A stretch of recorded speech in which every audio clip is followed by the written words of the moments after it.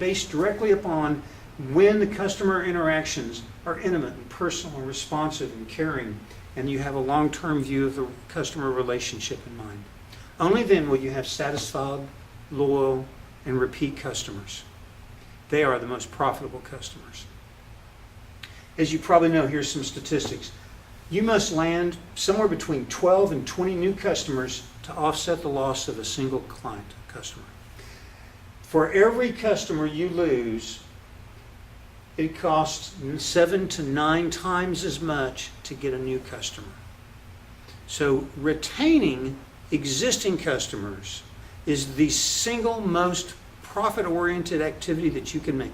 Certainly you have to have customers before you can retain them, but if you don't focus attention on satisfying customers and retaining them, you're going to be constantly pouring money into the well of marketing, and that can be very frustrating. So when you communicate with customers from a customer experience management perspective, you want to ask these questions. What are we doing right?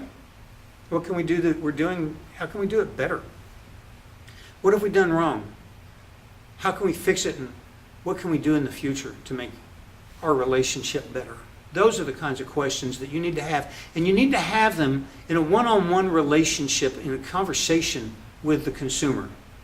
So surveys are fine, but the greater the degree to which you put a live human on the phone with a caring voice, think of a 60-year-old grandmother on the phone. That's the best kind of communication for many businesses, maybe most businesses. Certainly that may not apply if you're in the app business dealing with gamers. But my point is, make sure that the communications are from a caring perspective. So how do Americans define product quality? Probably the same as everybody else on the planet, but this is based on a survey of Americans. It's based upon the reliability, durability, ease of use, the brand, and least of all, the price. So reliability, durability, and ease of use. If you can create a product or a service that hits those marks, then you're going to have a little bit more latitude on the price. But if you create those first three, your brand is going to improve. How do Americans define service quality? Well, it's based upon intangibles like the quality of the equipment, the facilities, the people. When they're interacting with you, what does the tangibles feel like?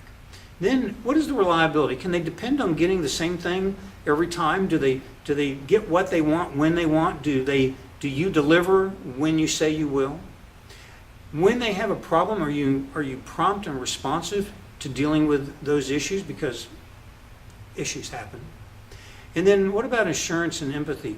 Do you convey again the caring attitude that you want? Do your employees show them that you care? Those are the hallmarks of a company that provides a service that's considered to be a quality service.